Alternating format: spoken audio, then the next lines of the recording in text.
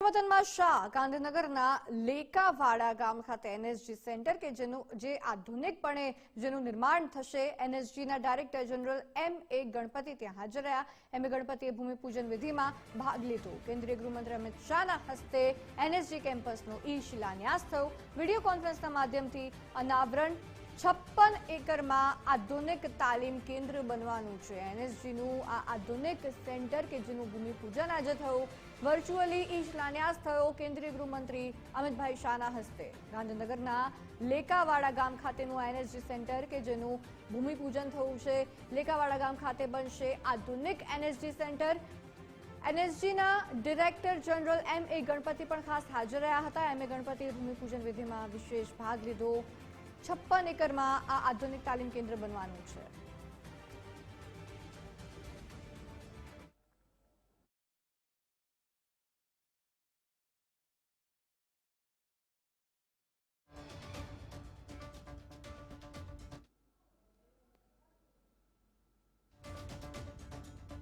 ગુજરાતને પણ હવે એનએસજીનો હબ જે છે એ મળી ગયો છે.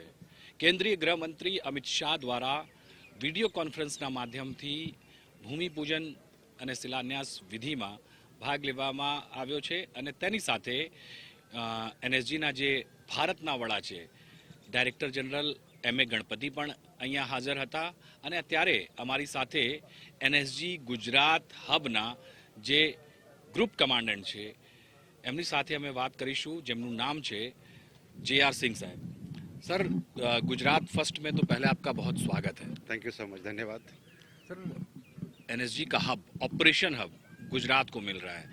ये भारत में कौन सा एनएसजी का हब का नंबर होगा और यहाँ की विशेषताएं क्या होंगी इस हब की जब ये बन के तैयार होगा? जैसा कि आप जानते हैं एनएसजी एक फेडरल कंटीजेंसी फोर्स है जो 1984 में रेज हुई थी.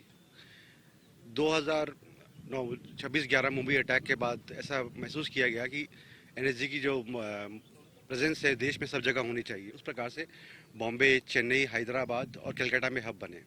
उनको रीजनल हब कहा गया. रीजनल हब मुंबई, चेन्नई, हैदराबाद और कलकत्ता से कहा गया.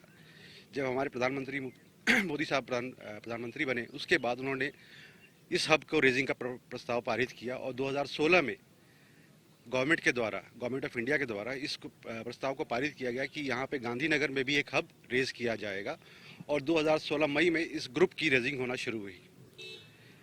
काफ़ी समय के बाद गुजरात गवर्नमेंट ने हमें फाइनली यहाँ पे जहाँ हम खड़े हैं लेखावाड़ा में 60 एकड़ ज़मीन अलॉट की है जिसपे ग्रुप बनने वाला है. मैं आपको बताना चाहूँगा कि ये ग्रुप जो बनने वाला है ये सबसे मॉडर्न हब होगा. हर प्रकार की ट्रेनिंग की फैसिलिटी होगी जहाँ पे अव्वल दर्जे की ट्रेनिंग होगी जिससे कमांडो की जो ऑपरेशन प्रिपेयर्डनेस है अव्वल दर्जे की होगी. एंड किसी भी समय हमारी फोर्स जो है मोबिलाइज होने के लिए तैयार रहेगी. हमारे हब के अंदर एक हेलीपैड भी है जो इमरजेंसी के केस में उसको हम इस्तेमाल कर सकते हैं मोबिलाइजेशन के लिए. बाकी आने वाले समय में आप ज़रूर आके देखेंगे कैसा हब बन रहा है. उम्मीद है कि 2.5 साल के अंदर ये हमारा प्रोजेक्ट तैयार होकर रेडी हो जाएगा. सिंह साहब एक सवाल ये भी होता है 2.5 साल में और मॉडर्न हब होगा, कितने कमांडोज होंगे और खास करके एनएसजी वो जीरो एरर फोर्स कहा जाता है, तो मॉडर्नाइजेशन के साथ में किस तरह से, क्योंकि टेररिस्टों को खत्म करना, आतंकवाद के खिलाफ जीरो टॉलरेंस से काम करना वो एनएसजी का काम है. क्या और चीज़ें यहाँ पे विशेष होंगी? मैं अभी के लिए जैसे आपको बताऊँ यहाँ पे हमारा एक बैफल रेंज होने वाला है, इंडोर फायरिंग रेंज होने वाला है जिसपे तरह तरह के और हर तरह के जो भी आप चाहें वैसे कंडीशंस क्रिएट कर सकते हैं. दिन रात, आंधी तूफान, होटल, कॉरिडोर्स एंड एक मॉड्यूलर किलर अलग से होने वाला जहाँ पे कमांडो अलग अलग तरीके के सिचुएशन को क्रिएट करके अपने स्किल्स को होन करेंगे. सर ऑपरेशनल हब होगा जैसा कि आपने कहा कि हेलीपैड होगा अगर कोई डायरेक्ट मूवमेंट होती है, क्योंकि टेररिस्ट अटैक किसी भी समय कहीं भी हो जाता है, तो हेलीपैड क्या चॉपर्स भी यहाँ होंगे, किस तरह की व्यवस्थाएं होंगी और किस तरह से हम यहाँ से कितनी मिनट में यहाँ से ऑपरेशनल सेंटर पर हमें पहुँचना है. मान लीजिए यहाँ से अहमदाबाद से हम गांधीनगर से हमें वडोदरा अगर ऑपरेशन करना है तो कितने समय और कितने मिनट में हम पहुँच सकते हैं? जैसा कि आप जानते हैं सितंबर 2002 अक्षरधाम ऑपरेशंस जिसको एनएसजी ने कहा ऑप वज्रशक्ति, अगर आप उस ऑपरेशन के बारे में पढ़ेंगे तो वो एक क्लासिकल ऑपरेशन है कि एनएसजी कैसे मोबिलाइज होती है. जैसे ही एनएसजी को ऑर्डर्स मिले आधे घंटे के अंदर यानी कि प्रिसाइसली 30 मिनट के अंदर एनएसजी की टास्क फोर्स मोबिलाइज हो जाती है।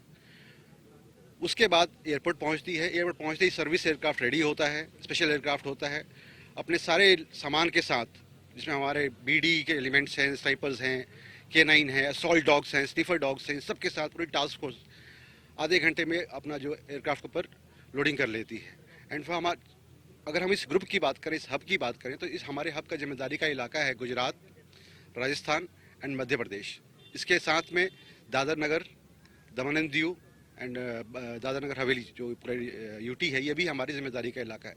तो इस इलाके में अगर कोई भी हरकत होती है, कोई टेररिस्ट एक्शन होता है, तो सबसे पहले रिस्पॉन्डर हम होंगे।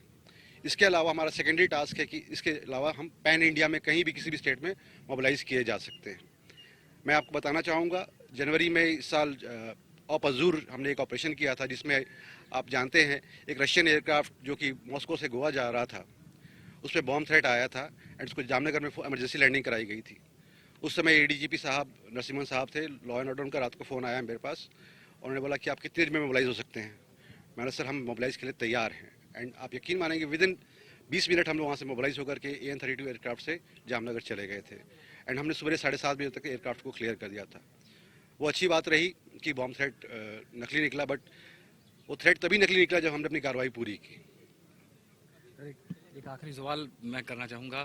बहुत सारे जवान पूरे भारत से, पैरामिलिट्री फोर्सेस, मिलिट्री फोर्सेस से आते हैं। जो फोर्सेस के अंदर जवान हैं जो एनएसजी में आना चाहते हैं, ये आखिरी सवाल है मेरा, तो उन्हें आप क्या कहना चाहते हैं? खास करके गुजरात के बहुत सारे यहाँ पे जवान जो हैं वो एनएसजी में हैं, क्या कहना चाहते हैं एनएसजी में उन्हें प्रोत्साहित करने के लिए, जोड़ने के लिए, देश सेवा के लिए, क्योंकि जीरो एरर फोर्स एनएसजी है? प्रोत्साहन की कोई ज़रूरत नहीं है। आप अगर हमारे ग्रुप में देखेंगे तो हमारे पास ऑलरेडी 70+ यहाँ के लोकल गुजरात से कमांडोज हैं एंड हर तरह के कमांडोज हैं। इंजीनियरिंग वाले भी हैं, असॉल्ट वाले भी हैं, स्नाइपर्स भी हैं। गुजरात की जनता बहुत बहुत प्रोत्साहित है एंड जितना प्यार हमें यहाँ पे मिला है और सपोर्ट मिला है, मैं कहूँगा ये अनपैरेलल है देश में किसी भी हिस्से से। Thank you so much. बहुत धन्यवाद हमसे बात करने के लिए।